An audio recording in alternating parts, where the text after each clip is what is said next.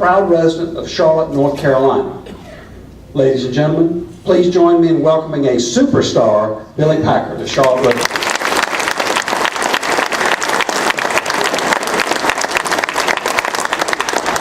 You know, one of the things that you appreciate coming to meetings like this is you get an opportunity for people to come up to you quickly, and you can judge what kind of people they are. As an example, I had a guy come up and talk about North Carolina, okay, right away. You know, you always know those guys by when they're picking their nose, you can see their classrooms. And then when you have a young lady like we just saw right here, and I didn't know she went to Wake Forest, but you realize that those that went to Wake Forest, we understand. When we graduated from Wake Forest, when we did, okay, we weren't the kind of student athletes that these young ladies and young men are at Wake Forest. Now, as a matter of fact, I'll bet you her college board scores were higher than the entire team that we put on the floor in 1962, okay? So, you know, unlike the Carolina people, they pretend back in those days they were of your caliber. We don't. We understand that we don't even hold a candle to the kind of student that is at Wake Forest today. And so we appreciate what you do, which is great. The other thing I want to let you know, and we're covering old news here before we get into what you came for. This guy, Biff, who the hell does he think he is? Okay? He says he has in his attic. I'm a whistleblower, Biff, okay? If you think you're going to claim on your income tax line $250,000 for a piece of crap you have in your attic, you got to be crazy. Did you see him try to sneak that in there? Unbelievable. Oh, I paid $250. No, bullshit, okay? So don't even go there, Biff. Don't go there. We got witnesses here today. Don't go there. Now, how about this guy, Wells? Where's Wells? There's Wells. This guy comes up. Where did you go to college, Wells? I went all over the place. Well, I doubt if he even attended, because he comes up here. Here's the guy that tries to pretend like he's real important, okay? He comes up and he says, I want you to be smart and funny. Hey, Biff, I'm not getting paid. I'll do what the hell I want. You understand that? I mean, what is this? Now, the other thing, but now this is a little bit more serious. Two fellas that you have here today, and I like to cover the old ones just like you do in your meeting.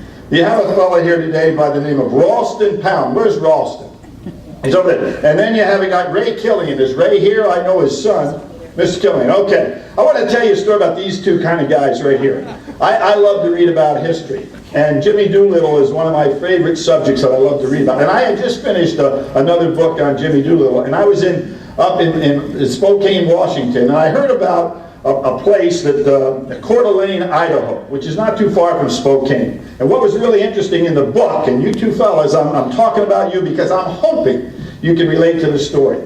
And what happened, Doolittle was ready to go over to bomb Japan. As you know, we had to show the Japs that we knew what we were doing, okay? And Doolittle invented a way to go ahead and get on the aircraft carriers and leave because we didn't have any bases. So they were doing all kinds of illegal things with the federal government. So two of the guys in Doolittle's staff, one of them decided to run off and get married, and they're down in LA. They get in the planes, they just take the planes, they go to Coeur d'Alene, Idaho, and they get married. And I'm reading about this, and here I am only about 15 miles from Coeur d'Alene, Idaho. I figure I'm going to go over there and learn a little bit about this place. And I walk in, it's a beautiful resort. And I go in and I'm explaining to this fellow, how do you know anything about Jimmy Doolittle? Do you have any history here about the fact that the two guys came up here and one of them got married, they stayed, and then they went back to Los Angeles, got on the ship, and then they eventually bombed Japan. Guy said, I don't know anything about that. And there was an elderly guy standing beside me, and it might have been a guy you people know. And he said, do you like that story? I said, oh yeah, I like that story. He said, would you like to meet those guys? And this guy was probably 90 years old. And I said, what are you talking about, sir? And he said, this is where we have our annual meeting. He said, 15 of us are still alive. How would you like to go and meet the guys? And it was one of the great nights of my life because I had a chance to go and meet 15 guys that were on Doolittle's raids that are still alive, which was an incredible thing. So I salute men of your caliber that in effect defended this country. So that covers the old news, okay? Somebody mentioned about Carolina and Bones McKinney and things of this nature. It's really kind of funny. You know, we saw the NCAA tournament, and I love to watch. I don't like the way the game has the certain directions of the game, but those kids that played in that game last night, they'll hold those memories forever. And I had an opportunity to play in two, as was mentioned, two NCAA tournaments, and you don't remember the scores. You do remember how far you advanced, you do remember who beat you, and you remember your place in life. But what you really do remember are the experiences. And in those days, the Atlantic Coast Conference didn't qualify for the NCAA except for one member. And that's the one that won the tournament. So we win the tournament, and our coach decides that we're going to take a train. With the tournament in those days, you played in Raleigh. So you had to win or you went nowhere. So you win that, and Bones puts us on a train in Greensboro, North Carolina, and we take a train to New York. And we get off that train, and we're going to play a team up there called St. John's. And St. John's was number 3 in the nation. They're playing on their home court, so this is going to be quite a task. And they've done nothing. We played 3 games in the ACC tournament, plus taking a damn train to New York. And you got guys 6'8", 6'9", trying to sleep during the night. They can't even sleep. So we had no rest. Anyway, we were playing the game, and you saw that kid Kevin Ware, with that injury, and everybody saw that. I don't have a real strong stomach, but twice in my career, I experienced something like that. Once with a teammate, and once with another fellow that we were playing against. And the teammate was the same guy involved in both issues. His name was Jerry Steele. And Jerry, we go up there, and Bones McKinney, we were down by, I think, 12 or 15 points in the first half. And Bones came in at halftime, he said, "I'll tell you one damn thing, that guy Jackson's making jump shots. Do we have anybody who'll put an elbow through his nose?" And so Jerry said, he raised his hand, okay, Jerry didn't even start. So he put Jerry in to start the second half. The first time Jackson took the shot, there it goes, and Jackson never did make another jump shot, okay? It's hard to make a damn jump shot when you know a guy's going to put his elbow through your nose, okay? But what happened in that particular game, Jerry accidentally got hit in the face with an elbow and went down on the floor. And it turned out to crush his entire eyelid. And we watched him on the floor, and he was such a tough guy that I could feel the same thing those kids from Louisville, although theirs was a little different. We didn't realize it had crushed his whole eye socket. And Jerry got up and basically got to the bench. How he ever did, I didn't know. And we came back and we beat them by 22 points. It was a 37-point turnaround in Madison Square Garden, the biggest loss turnaround ever in Madison Square Garden collegiate history, and with St. John's as well. But lo and behold, the next year, Jerry Steele is playing in a game against the University of Florida. They had a guy named Cliff Luke. And Jerry grabs a rebound, and I'm standing no farther than this gentleman right here, and Jerry turns with his elbow. Jerry was 6'8", about 240. The guy, Cliff Luke, was about 6'9", and was about 250.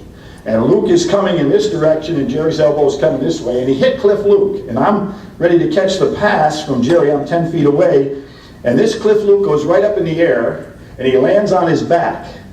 And I don't have the pass because Jerry's still holding the ball. I look down, and here's a 6'8", 250-pound guy laying on the floor without a face. Without a face. Jerry's elbow had basically crushed his entire face, to put it. Now you knew that he still had a mouth, but you didn't know he had eyes or a nose. And when you see something like that as an athlete, it just staggers your imagination. So these memories that you have that filter back. Now we did win that game. We get back on a train, and we come to Charlotte, North Carolina in one day, because then we have to play St. Bonaventure. That's the number 3 team in the country, the number 4 team in the country. We have to play them here. And now we have played 3 games in Raleigh, got on a train, went to New York, played a game in New York, got on a train, come back to Charlotte, now we're playing St. Bonnie, and they're waiting here for us. Because the ACC didn't have a bye in those days. So they have this great guy, they have the Stith brothers. And Frank Stith is a number 1 player other than Jerry Lucas in the country, a great offensive player. So we have a guy named Bill Hull, who was a football player, but played basketball as well, and he was a great athlete. The Bone says to Hill, look, he said, Bill, you're going to play him. And he said, the object is very simple. You're going to play as hard as you can. Don't try to catch a ball. Don't anybody throw him a pass. Don't you try to get a rebound. You just get in that guy's face and you bang him and you do everything you can to him for as long as you can. And when you become exhausted, you call timeout. And then I'll figure out what to do. So this game goes on, back and forth, okay? And they get a 2-point lead, we get a 2-point lead. And now there's about 8 minutes to go in the game, and I can't remember if they were up 1 or down 1. And all of a sudden, I'm coming down the court, and Bill Hull can go no longer. He's exhausted. And Bill is 6'6", 255-pound with about a 32-inch waist. I'm talking about cut, okay? That's the kind of athlete he was, all right? He eventually played NFL football. he calls timeout, so I'm thinking, what is Bones going to do? Probably multiple timeouts will let Bill get arrested. All of a sudden, Bill comes, we come over the side, and Bones said, "Ho, get down to the end of the bench. You guys get out of my way." We had a guy by the name of Bob Woolard. Woolard was a sophomore. He was 6'10", hardly ever got to play. Matter of fact, he knew he wasn't going to get in that game. He was actually at the end of the bench with a radio. He had a portable radio up to listen to music. He went to Hargrave Military Academy, and he was like a military guy, but he loved to listen to music. So he's listening to the music. And I see Bones go down there. I think Bones mad at him to listen to music. Bones grabs him, and he says, "Get down here." And he won't even talk to us. And I wonder, what the hell is he going to do with Woolard? And he said, "Woolard, you're going in for a haul." And I'm thinking, he's nuts. Woolard can't play. And so the benches in that game were at the end of the court. And so Woolard runs over to check in, and he comes back, and we're huddled around. And I'm ready to interrupt Bones and say, "Coach, no, not Woolard. Let's call another timeout. And hell, Bill, you got to get ready to go." And here comes Woolard back. He said, "Sir, could you tell me who I'm going in for?" He wasn't even watching the game close enough to know the settle. So now, you know, I'm thinking Bones has lost his damn mind putting this guy in the game. So the next thing, he said, "Woolard, you know what you're going to do?" And he said, "I guess I do, sir. I'm playing now, right?" He said, yeah. He had no idea who Stiff was, all right? Now he goes out on the floor, and I am so angry at the coach, I can't stand it. You know, how could he do this to us? Put Woolard in the game. And so here I'm guarding a guy by the name of Martin. I'll never forget this. And he's coming down the court, and I know the ball's going to Stiff right at the foul line. And sure enough, flies right by my ear, and I can't block it. Gets to Stiff, and Stiff is this great left-handed player, 6'6", tremendous moves. And he turns on Woolard, and he starts all his pump fakes. And Woolard's just kind of looking at him. He's not even in a defensive stance. He's just looking at him, okay? And this boy Stiff gets so frustrated, he doesn't know what to do, so he figures, hell, I'll take a jump shot, and Woolard blocks it.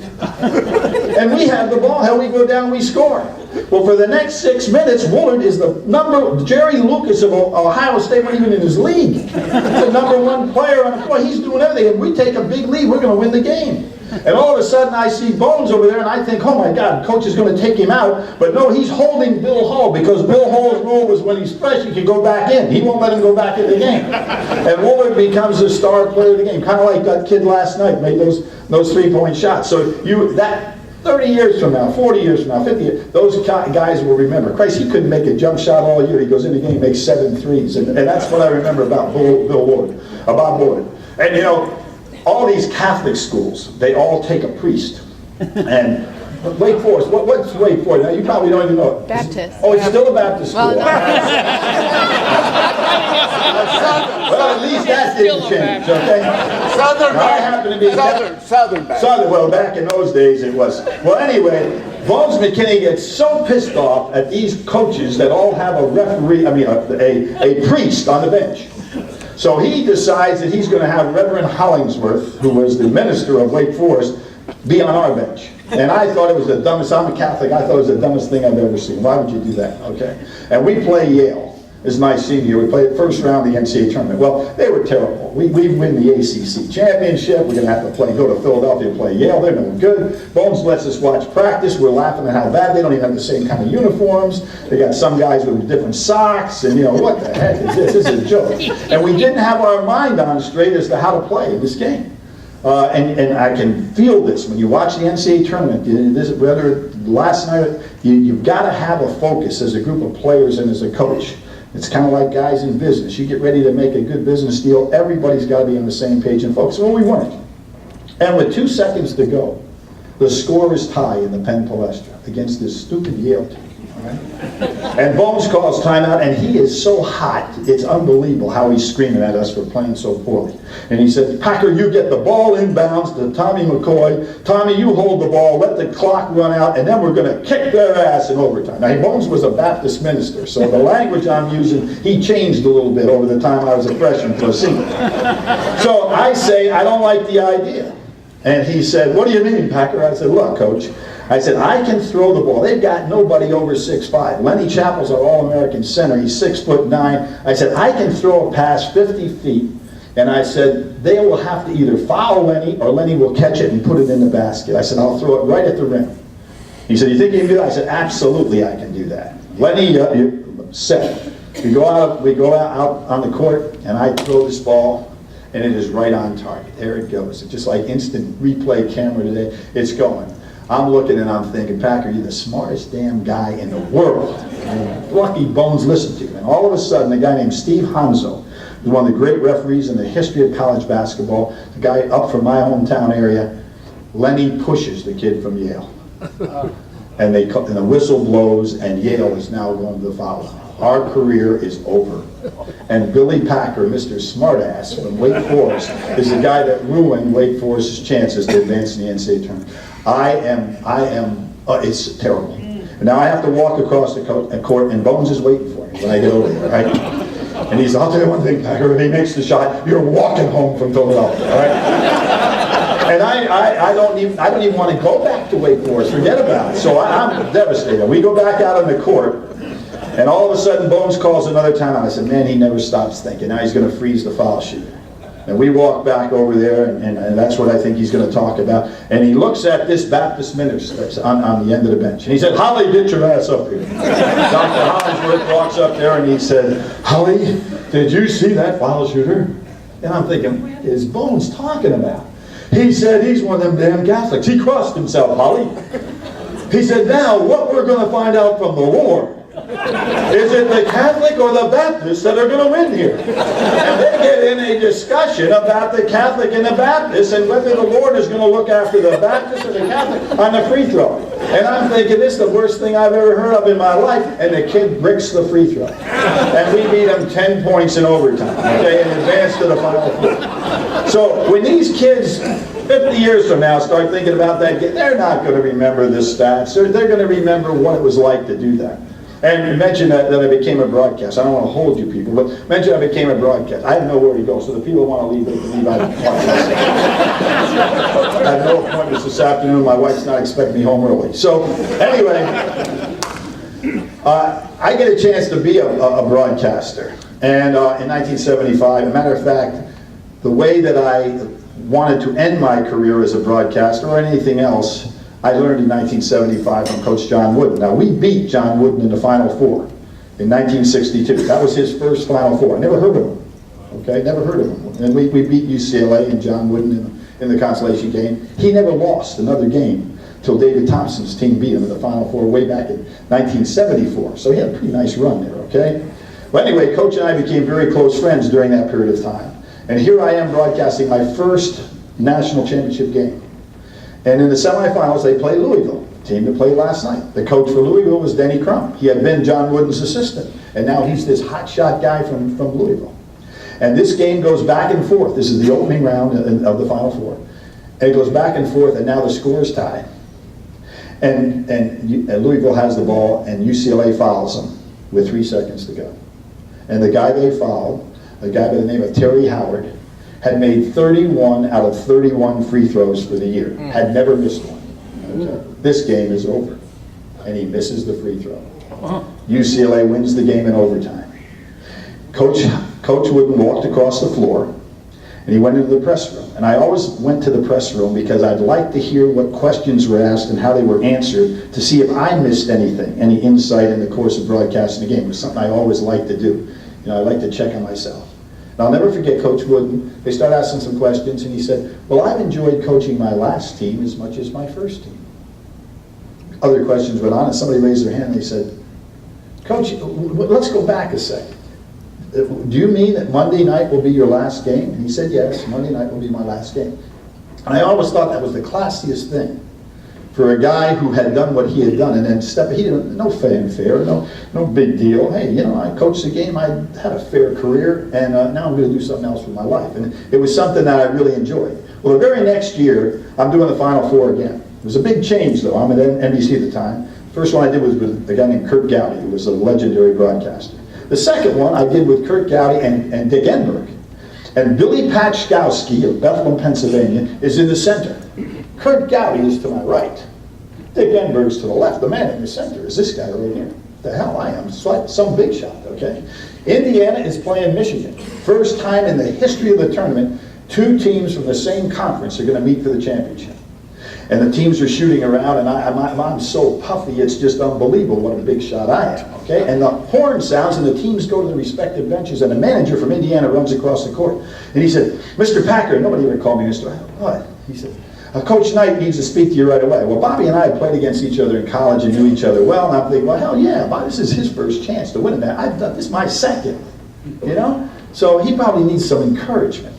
So I walk across the court, and the Indiana team, Quinn Buckner and all those great players, Bobby Wilkins, all those Scott May and all the great players he had, I moved them aside. And Bobby's down on one knee with that plaid jacket of his, and he looks up and he says, hey, Packer, where the hell's the ACC tonight?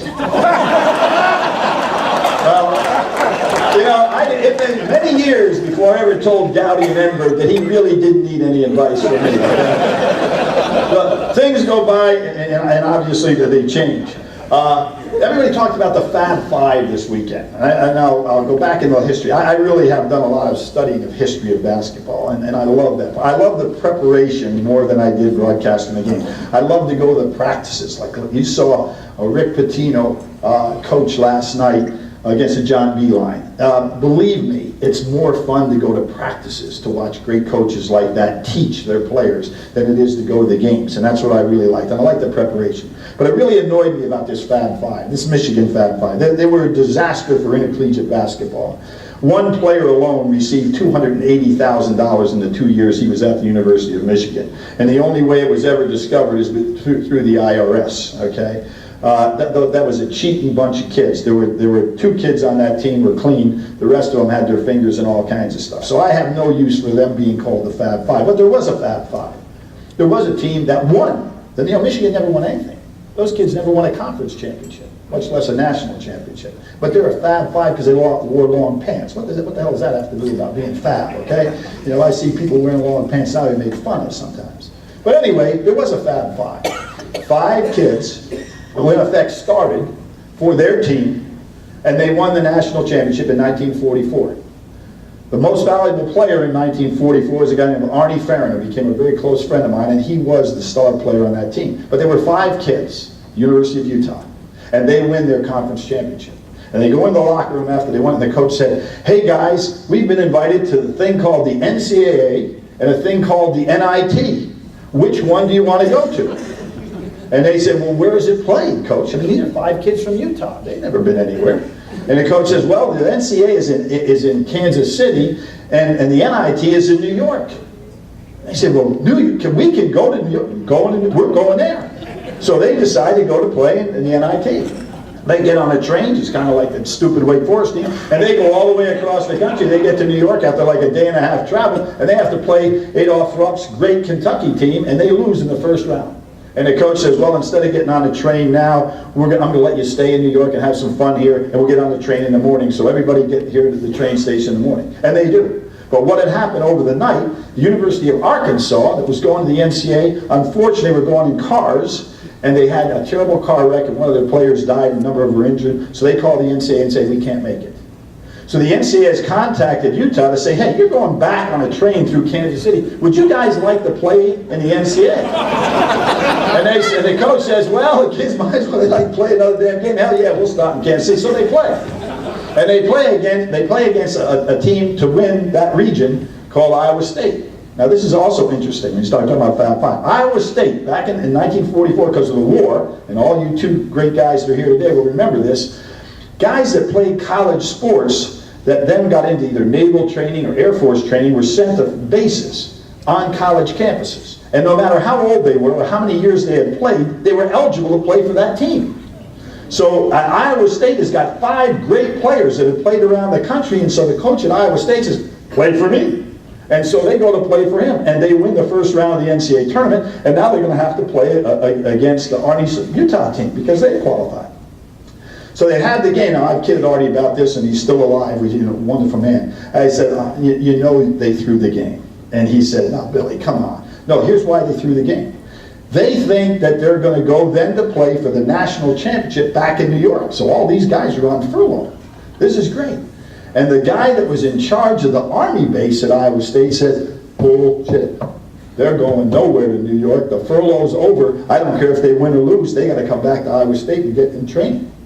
And so you think they didn't throw the game? Sure, they threw the game. Well, they couldn't go anywhere else. Now, Arnie doesn't believe that. I don't either, but it's kind of neat to think about it, okay? So now this Fab Five gets back on the train to go to New York to play for the national championship in the NCAA tournament. and they play Dartmouth.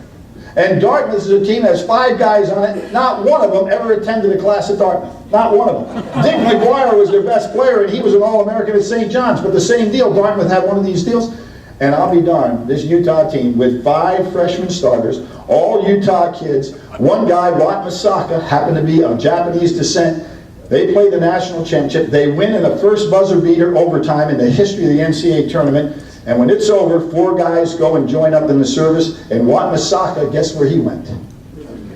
He was interned in a prison camp, okay? And they won the national championship. Now that's a Fab Five, okay? Not what we heard last night about the Michigan kids. That is a Fab Five. So that's part of the history. Now I'm going to give you one little golf story and I'll let you go, because it has to do with basketball. With the Masters coming up, you might enjoy this. Freddie Couples, and everybody knows about he and Jimmy Nance have been together and went to college together and all that kind of stuff. And Jimmy builds it up, Freddie could care less, okay? and Freddie doesn't even claim Jim is a friend. Jim thinks he's his right arm or something like that, okay? But anyway, Duke is 92, and Duke is going to play for the national championship against Michigan. And we're in Minneapolis. And about 3 hours before the game, Jim pulled out my shirt. He said, I don't have any tickets. I said, well, look at Billy. I'm not. I said, Billy, no, you know, Jim, I'm not in the ticket business. He said, you got to help me out here. He says, Fred's coming. I said, Fred who? He said, Freddie Couples. I said, well, tell Fred to get his own ticket. And you know, he's a freeloader anyway. He's like this guy over here that wants me to be funny and smart. He doesn't even pay. Okay? But anyway, I said, Jim, I don't have a ticket. Don't want a ticket. I can give it to him if Freddie comes to the game. And he said, you got to help me here. So I said, okay, I'll tell you what, we make him a runner. Now, I don't know if you know what a runner is, but when you're a big-time analyst, you got a guy that sits next to you, and he gets you Cokes or something. Like, if you need something, he gets you a Coke. You know, he says, runner, I need a Coke. I'm thirsty. And he goes and gets the Coke. That's what a runner does, okay? And they pay him $75, okay, for doing it. So I've gotten jobs for a lot of guys who didn't need unlike this guy over here, don't need the $75. But he is exactly, Biff would be the kind of guy I would get the $75 and make him take it, okay? But anyway, so Freddie comes, and so he comes, he's got a baseball cap on, a beat-up t-shirt and whatnot, so he sits down, and all of a sudden the NCAA tournament officials, they recognize who he is, because this is Freddie Couples. And now I said, hey Freddie, remember what the hell your job is. It's not to schmooze with these guys. When I need a damn Coke, we'll get a Coke. So the game gets ready to start, and Freddie, you need a Coke? I said, not now, I don't need a Coke. Christ, the game started. I'm announcing the game, you know? So he starts bothering me to the point I give him a headset. And so he's basically announcing the game. Jimmy's getting all annoyed, and refereeing the game, he's doing all kinds of things, and he's having a great time. I forget about it. The game ends. Now this is Monday night, just like last night. No. Augusta, these guys getting ready for Augusta. So he says to me, hey, Billy, I had a great time. He says, where are you going? I said, I'm going back to my room to go to sleep. He said, well, how about if I go with you? And I'm thinking, what the hell is Butch Harmon and his coach? What are you talking about going with me? He said, I don't care. If you want to come with me, fine. So we go back, and we're both rolling, and he orders up a pizza and whatnot, and now it's 1 o'clock in the morning. I said, hey, Fred, when are you leaving? You go to Augusta? He says, I don't know. I said, what do you mean you don't know? He says, well, I don't know where the guys went. I said, what guys? He said, Butch Harmon and my coach and these people, they got the airplane. I said, well, do they know where you are? He said, no. I said, well, how the hell? I said, we got to find them. Maybe they're ready. You got to get to Augusta. He says, well, I just shouldn't sleep here. He says, can you get some pillows or something? I'll sleep here on the couch.